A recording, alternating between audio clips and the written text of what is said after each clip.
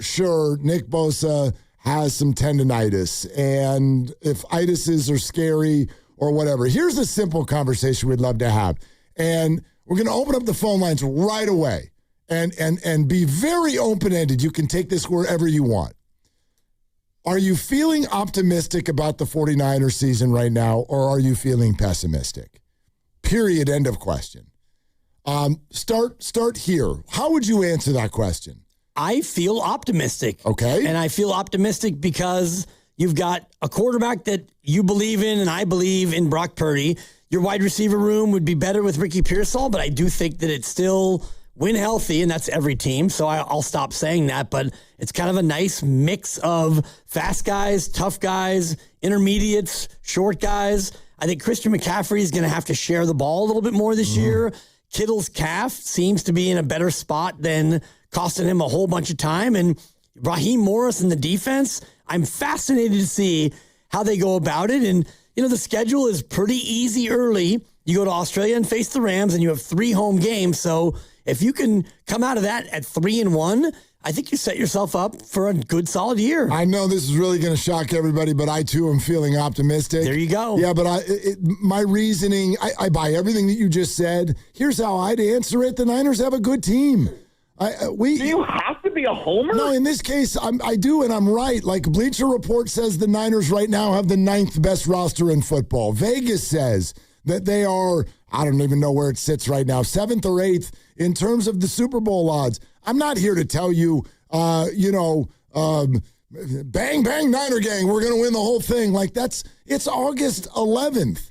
But the Niners have a good roster. They're a good team. They were a good team last year. They've made some changes and some updates that actually I think could make them even better. Kyle Shanahan, for one, said, feel a lot better about this roster at this time in August this year than we did last year. And that team won 12/13 football games. Sure, easy schedule, but dealt with probably the craziest injury year that any of us have ever seen.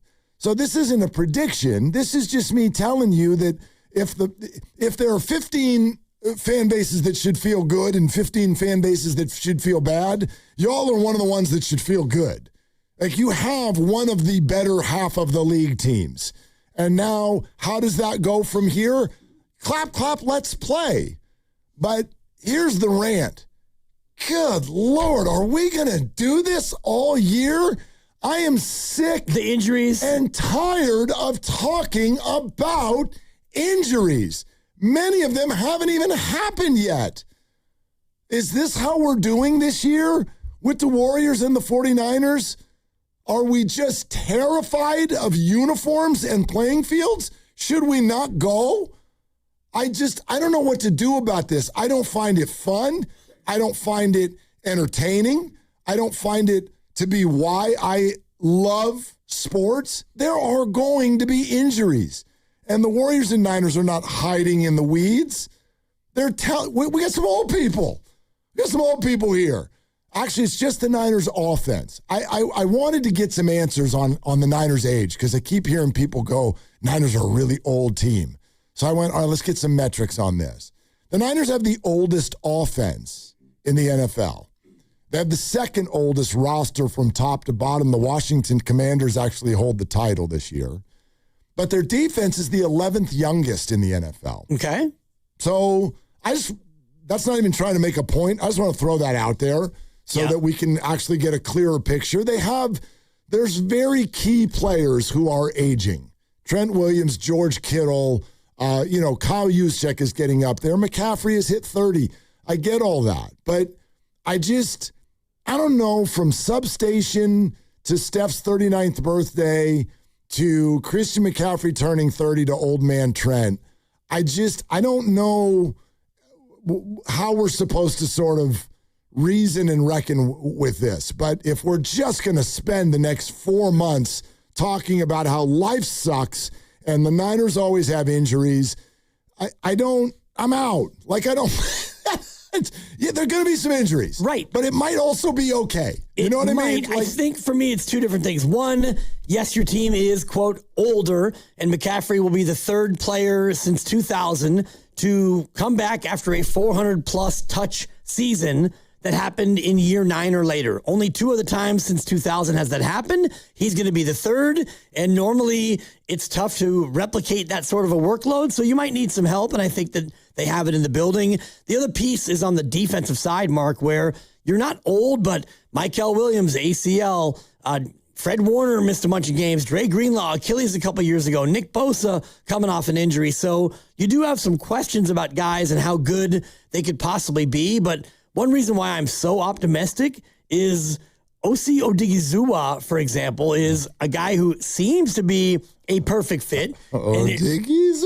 And he's exactly what they've been waiting for. He made a big play today in the joint practice. Whoa, okay. Well, but not well. It's a joint practice. I know. This is a joint practice. It's a joint practice. Yeah. We're talking about joint practice. Like the Niners had like 3 pick sixes or something like that. I don't even know if they won the game. Like, I don't even know how, like, it's a joint practice. All of this is just practice. You know, like we're talking about practice.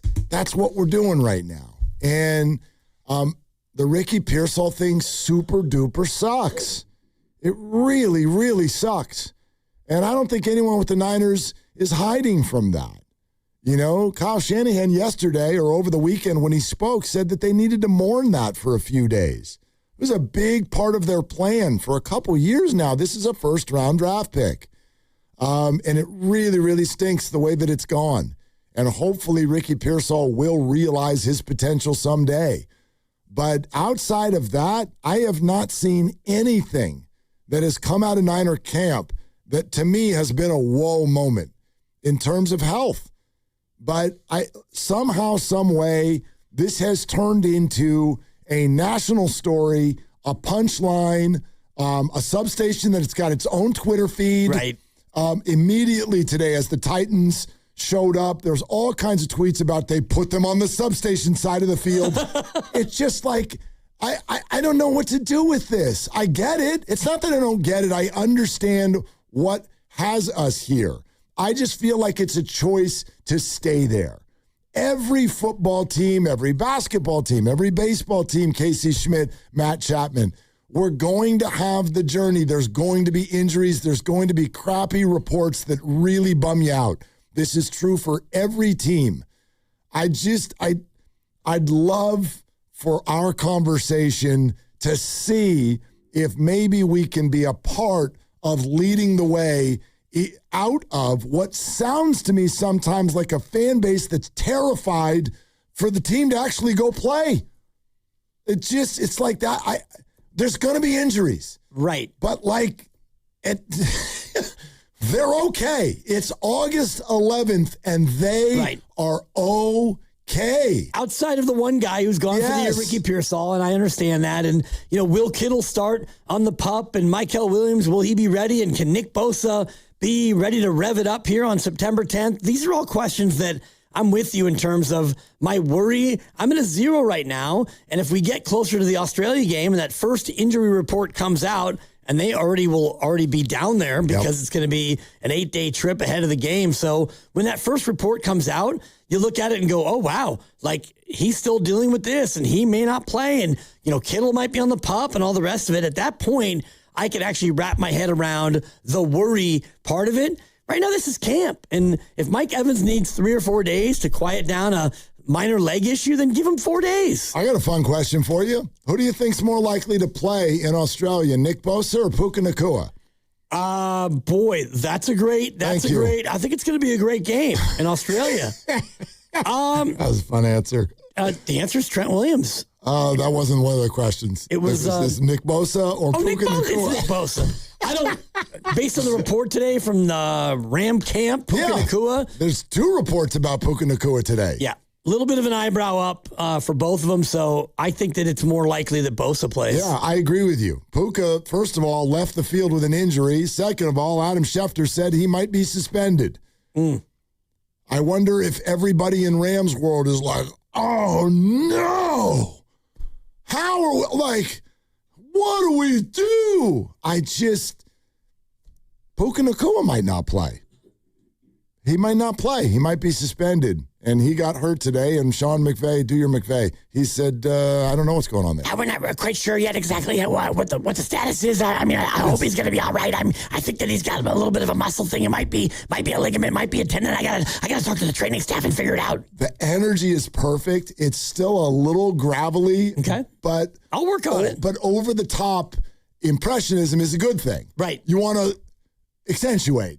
I'm into it. I like it. I channel his over-caffeination sensation, and I think... Is that what it is? Is it too much coffee? I tell you what, I have about 7 cups in the morning, and I have 3 cups in the middle of the day. I think he's just naturally insane. He is so intense. He is like at a press conference, and he looks like he's going to attack the podium.